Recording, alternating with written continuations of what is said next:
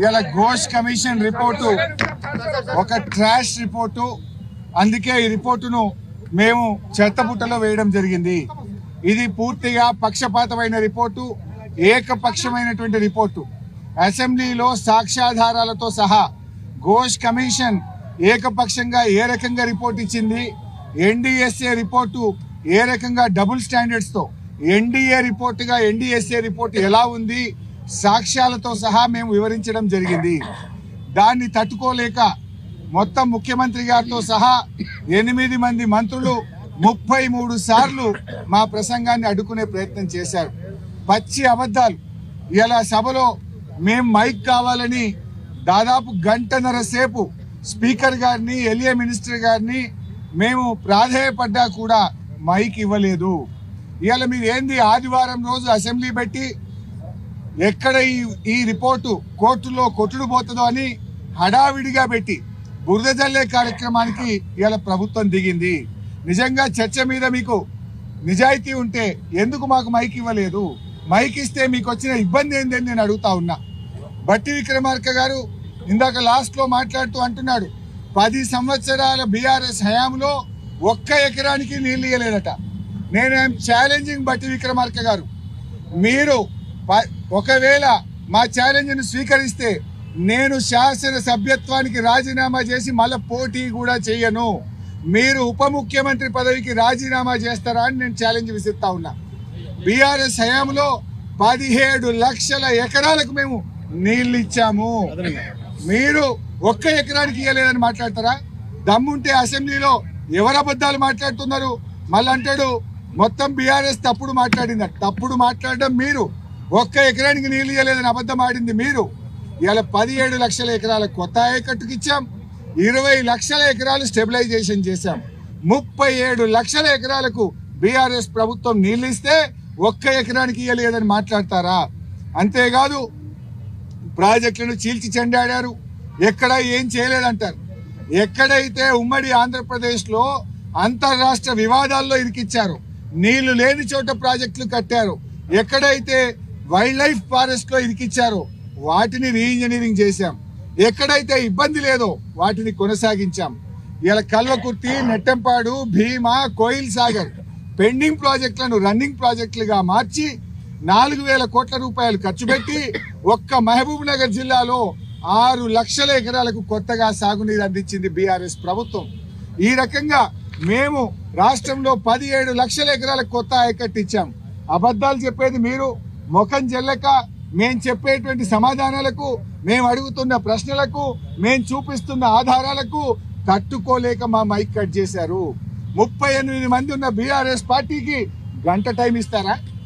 ఏమి ఇంత కాళేశ్వరం కమిషన్ మీద నిన్న మేము అసెంబ్లీలో అడిగాం. అసలు ఈ సమయంలో వరదల గురించి మాట్లాడదాం, ఈ సమయంలో ఎరువుల కొరత గురించి మాట్లాడదామంటే లేలే వరదలు కాదు, బురద రాజకీయం, కాళేశ్వరమే మాట్లాడతామన్నారు. అయినా కూడా ఓపికగా ఇవాళ మేము అటెండ్ చేస్తే కనీసం మాట్లాడడానికి కూడా అవకాశం ఇవ్వలేదు. ఇలా ఉత్తమ్ కుమార్ రెడ్డి సభలో మాట్లాడుతున్నాడు, మా ప్రభుత్వం వచ్చిన తర్వాత ఇంత ఆయకట్టు పెరిగింది, ఇన్ని ఎకరాల పంట పండింది అని ఉత్తమ్ కుమార్ రెడ్డి గారు మాట్లాడుతూ ఉన్నారు. నేనంటా ఉన్నా, ఉత్తమ్ కుమార్ రెడ్డి గారు 2 ఏళ్ల కాంగ్రెస్ గవర్నమెంట్ లో ఎక్కడన్నా ఒక కాలువ తవ్వినరా, ఒక చెరువు కట్టారా, ఒక్క చెక్ డ్యామ్ కట్టారా, 1 ఎకరానికన్నా కొత్తగా నీళ్లు ఇచ్చారా? మరి ఏడికెళ్ళి పెరిగింది పంట? అదంతా బీఆర్ఎస్ ప్రభుత్వం చేసిన కృషి. మేము మిషన్ కాకతీయలో చెరువులు బాగా చేశాం, చెక్ డ్యాములు కట్టాం. మా ప్రభుత్వ కృషి వల్ల ఇవాళ ఈ రాష్ట్రంలో ఆయకట్టు పెరిగింది. మీరు వచ్చినాక ఇరిగేషన్ శాఖలో 1 ఎకరానికి కూడా కొత్తగా నీళ్లు ఇయ్యలేదు. అదేవిధంగా ఈరోజు ముఖ్యంగా కాళేశ్వరం సంబంధించి నీళ్ళే రాలేదంటారు. మేము సవాల్ విసిరినాం, పోదాం పదా, జర్నలిస్టులు, మేధావులు అందరం కలిసి పోదాం, అందరం పోయి భూపాలపల్లి భూములను అడుగుదాం, కాళేశ్వరం నీళ్ళు వచ్చినాయా లేవా. అదేవిధంగా మహబూబాద్, డోర్నకల్ తండాలను అడుగుదాం, తుంగతుర్తి, సూర్యాపేట రైతులను అడుగుదాం, మల్లన్న సాగర్ నుంచి నిజాం సాగర్ దాకా పారిన నీళ్లను అడుగుదాం, రివర్స్ పంపింగ్ లో రిజర్వాయర్ గా మారిన వరద కాలువను అడుగుదాం, నడి ఎండల్లో మత్తళ్లు దుంకిన గలగల బారిన మా హల్దీ, అదేవిధంగా మంజీరా చెక్ డ్యాంలను అడుగుదాం, మురిసిపోయిన మెతుకు సీమను అడుగుదాం, వేలాది ఎకరాల్లో ఆయిల్ పామ్ సాగు చేస్తున్న రైతులను అడిగితే కాళేశ్వరం ఫలితం అందిందా లేదా ప్రజలు చెప్తారు. ఇలా ఉత్తమ్ కుమార్ రెడ్డి నియోజకవర్గం కోదాడకు కూడా కాళేశ్వరం జలాలు వచ్చినాయి. కాళేశ్వరంతో ఎన్నడూ పారని నీళ్లు కోదాడకు కూడా నీళ్లు అందినాయి అంటే అది బీఆర్ఎస్ చేసిన కృషి. మరి పోదాం పాండి, ప్రజలకు పోదాం. ఇలా హైదరాబాద్ కు మంచి నీళ్ళు వస్తున్నాయి అంటే కాళేశ్వరం వల్ల. ఇలా 13 జిల్లాలకు సాగునీరు తాగునీరు అందుతుందంటే అది కాళేశ్వరం ప్రాజెక్టు వల్ల. ఇలా కాళేశ్వరాన్ని ఎవడైతే కూలేశ్వరం అని మాట్లాడుతున్నారో వాళ్ళే ఇలా తెలంగాణ పాలిట శనేశ్వర్లు అని చెప్పి నేను మనవి చేస్తా ఉన్నా. ముఖ్యంగా ఇలా కేసీఆర్ గారు ఎంతో కష్టపడి ప్రాణాలకు తెగించి కేసీఆర్ గారు తెలంగాణ సాధించారు. తెలంగాణ రాష్ట్ర సాధకుడు కేసీఆర్, తెలంగాణ జల సాధకుడు ఇలా కేసీఆర్ గారు. ఇవాళ ఏమంటుండే ముఖ్యమంత్రి గారు, ఏం శిక్ష వేయాలి, ఏం ఎంక్వైరీ చేయాలి అని పదే వాళ్ళు ఆల్రెడీ డిసైడ్ చేసుకొని వచ్చిండ్రు. ఇలా పంచాయతీరాజ్ ఎన్నికలకు పోతున్నాం, ఏదో రకంగా బీఆర్ఎస్ మీద బుర్ర జల్లాలి, ఇంకో కేసు పెట్టాలి. ఇప్పటికి ఎన్ని ఎన్డీఎస్ఏ రిపోర్ట్లు, విజిలెన్స్ రిపోర్ట్లు, ఘోష్ కమిషన్ రిపోర్ట్లు, ఇంకా ఇప్పుడు ఇంకో కేసు పెట్టి మళ్ళీ వేధిస్తారట. దేనికోసం శిక్ష చేస్తారు నాకు అర్థం కాదు. కేసీఆర్ గారు తన ప్రాణాలను ఫనంగా పెట్టి 14 ఏళ్లు పోరాడి తెలంగాణ సాధించినందుకు కేసీఆర్ కు శిక్ష వేస్తారా? కరెంటు కోతలతో కూనరిల్లిన తెలంగాణకు 24 గంటల నాణ్యమైన కరెంటు ఇవ్వడం కేసీఆర్ గారు చేసిన తప్ప? తాంబాల వలె మారిన చెరువులను మరి గంగాలలాగా మిషన్ కాకతీయలో మార్చినందుకు కేసీఆర్ గారి మీద కేసు పెడతారా?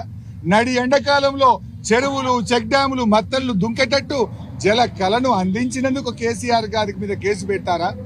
ఎరువులు, విత్తనాలను అందించి పంటను పెంచాడు.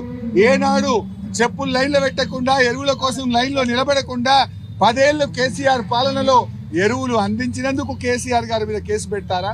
ప్రపంచంలో ఎక్కడ లేని రైతు బంధు, రైతు బీమాను తెచ్చి అన్నదాతలను అప్పుల ఊబి నుంచి బయటకు తెచ్చినందుకు కేసీఆర్ గారి మీద కేసు పెడతారా?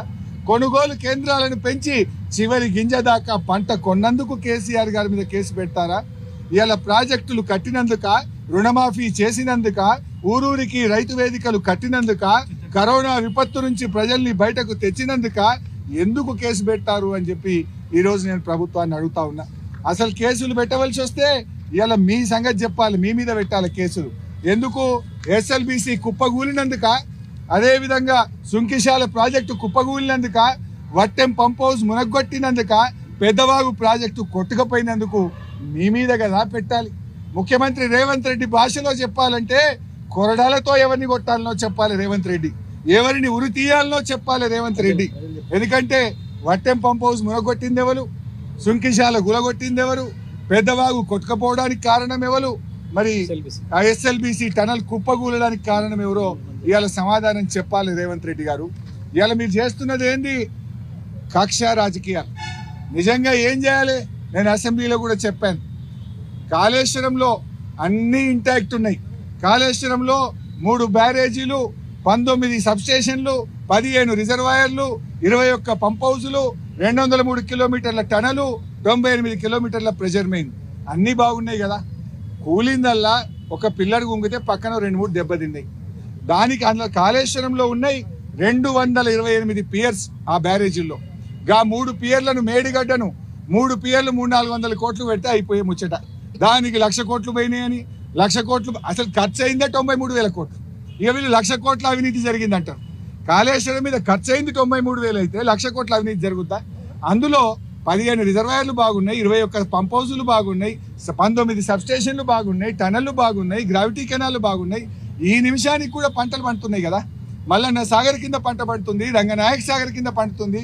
మెదక్ జిల్లా, సంగారెడ్డి జిల్లా, సిద్దిపేట జిల్లా, యాదాద్రి జిల్లా, కరీంనగర్ జిల్లా, వరంగల్ జిల్లా, మరి అదేవిధంగా సిరిసిల్ల జిల్లా, ఇవాళ ఇన్ని జిల్లాలకు త్రాగునీరు, సాగునీరు, పరిశ్రమలకు నీరు అందించిన కాళేశ్వరాన్ని ఇవాళ మీరు ఏ రకంగానైనా బురద జల్లాలని ప్రయత్నం చేస్తున్నారు.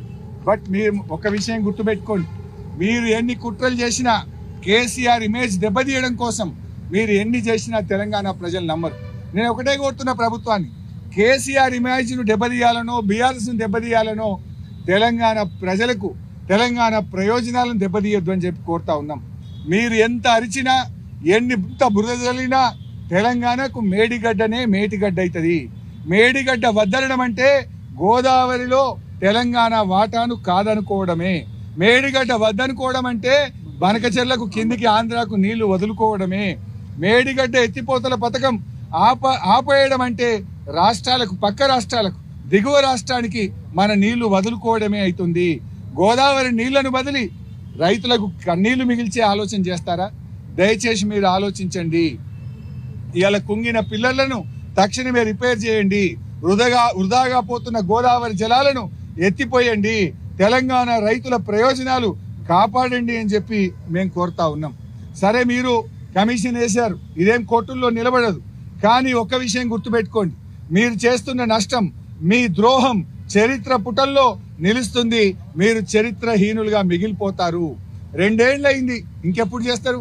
ఆయన అంటుండే బట్టిగా 2 ఏళ్ళైంది, ఇంకా చేస్తారట. చేసే టైం అయ్యే వరకు మీరు దిగిపోతారు, మీ పని అయిపోతుంది. ఒకటి మాత్రం గుర్తుపెట్టుకోండి, మీ అరాచకాలు, మీ కుట్రలు, మీరు చేస్తున్నటువంటి అక్రమ కేసులు అన్నీ లెక్క పెట్టుకుంటున్నాం, వడ్డీతో సహా చెల్లిస్తాం, వదిలిపెట్టే ప్రశ్నే లేదని కూడా వారిని ఈరోజు నేను హెచ్చరిస్తా ఉన్నా. అదేవిధంగా తెలంగాణ ఏర్పడ్డాక ఏమైంది అని మాట్లాడతారు. 17 లక్షల కొత్త ఆయకట్టు నిజం కాదా? చెరువులు గలగల ఇవాళ నీళ్లతో నిండిపోయింది నిజం కాదా? పెద్ద ఎత్తున చెక్ డ్యాములు కట్టి భూగర్భ జలాలు పెరిగింది నిజం కాదా? ఇవాళ తెలంగాణలో బీఆర్ఎస్ హయాంలో 218 టీఎంసీల రిజర్వాయర్లు కట్టాం. 218 టీఎంసీలు. ఇవాళ ఒకసారి చూస్తే బసవాపురం 11 టీఎంసీలు, మలకపేట 3, కొండపోచమ్మ 15, మల్లన్న సాగర్ 50, రంగనాయక్ సాగర్ 3, అన్నపూర్ణ 3.5, మేడారం 1 టీఎంసీ, సుందిల్లా 8 టీఎంసీలు, అన్నారం 10, మేడిగడ్డ 16 టీఎంసీలు. అదేవిధంగా నష్కల్ రిజర్వాయర్ 0.5, మిడ్మానేర్ 27, సమ్మక్క సాగర్ 7, చనాకా కొరాట 1 టీఎంసీ, పాలమూరు రంగారెడ్డిలో నార్లాపూర్ 8, ఏదుల 8, వట్టెం 17, కరివెన 16, దిండి ఎత్తిపోతల పథకంలో 3 టీఎంసీలు. అదేవిధంగా ఎస్ఎల్బీసీలో బ్రాహ్మణ వెల్లం, నీల్వాయి, మత్తడివాగు, మిషన్ కాకతీయ ద్వారా చెరువుల సామర్థ్యం పెంచాం, చెక్ డ్యాములు కట్టి నీటి నిల్వ పెంచాం. ఇట్లా చూస్తే 218 టీఎంసీల నీళ్లు నిల్వ చేసే రిజర్వాయర్లను కట్టింది బీఆర్ఎస్ పార్టీ. మీరేం చేసిండ్రు? 2 ఏళ్ళు అయింది. ఒక్క చెరువు కట్టిండ్రా? ఒక్క చుక్క నీళ్లు ఎక్కడైనా ఆపిండ్రా? ఒక్క ఎకరానికి ఎక్కడైనా కొత్తగా నీళ్ళు ఇచ్చిండ్రా? మీరు మా మీద మాట్లాడతారా? ఇదంతా కూడా తమ ఫెయిల్యూర్ను, తమ తప్పిదాలను కప్పిపుచ్చుకోవడానికి చిల్లర ప్రయత్నాలు చేస్తూ ఉన్నారు, బురద జల్లే ప్రయత్నం చేస్తున్నారు. ప్రజలు అన్ని విషయాలు గమనిస్తున్నారు. మేము చాలా ఓపికగా అసెంబ్లీలో మాట్లాడాలి, క్లారిఫై చేయాలి, అన్నీ చెప్పాలని మరి మేము ప్రయత్నం చేస్తే మా గొంతు నొక్కారు, మాకు మైక్ ఇవ్వలేదు. నిన్న కూడా స్పీకర్ గారిని కలిసి ఇవాళ కూడా మా సభ్యులు చెప్పారు, 8 మంది ఉన్న వాళ్ళకు, 7 సభ్యులు ఉన్న వాళ్ళకి ఎంత టైం ఇస్తున్నారు, 38 మంది ఉన్న బీఆర్ఎస్ పార్టీకి ఎంత టైం ఇస్తారు, ఒక్క సభ్యుడు ఉన్న సిపిఐకి ఎంత టైం ఇస్తారో మరి దానికి అనుగుణంగా 38 మంది ఉన్న మాకు టైం ఇవ్వాలి కదా. 58 నిమిషాలకే ఇక అయిపోయింది మీ టైం అని కూర్చోమంటారు. ఇంత పెద్ద ఇంపార్టెంట్ రిపోర్ట్, 650 పేజీల రిపోర్ట్ ఇచ్చిండ్రు, ఎన్డీఎస్ఏ రిపోర్ట్ పెట్టిండ్రు, విజిలెన్స్ రిపోర్ట్ పెట్టిండ్రు. వీటన్నిటి మీద మాట్లాడదామంటే మైక్ ఇస్తలేరు. ఎందుకు భయపడుతున్నారు అంటే మీ తప్పిదాలు బయటపడుతున్నాయి. మీరు చేసిన తప్పుడు వాదనలు ప్రజలకు తెలుస్తాయని, ప్రజల ముందు దోషిగా నిలబడాల్సి వస్తుందని ముఖం చాటేయడం కోసం, తప్పించుకోవడం కోసం ఇలా మా గొంతు నొక్కిండ్రు, మా మైక్ కట్ చేసిండ్రు. దానికి నిరసనగా బీఆర్ఎస్ సభ్యులం మేము మా తీవ్రమైన నిరసన తెలియజేసి, ప్రొటెస్ట్ చేసి, వాకౌట్ చేసి సభ నుంచి బయటకు రావడం జరిగింది. ఆ రిపోర్టు చెత్త కాగితంతో సమానం, అందువల్లనే ట్రాష్ లో వేయడం జరిగింది. తర్వాత కార్యాచరణ పార్టీలో చర్చించి మేము నిర్ణయం తీసుకుంటాం. ఇంకా ప్రభుత్వం ఇవాళ వాళ్ళు ఏమేమి మాట్లాడతారో మేము అందరం కూడా కూర్చొని పార్టీలో నిర్ణయించుకొని తగిన రీతిలో సమాధానం చెప్తాం.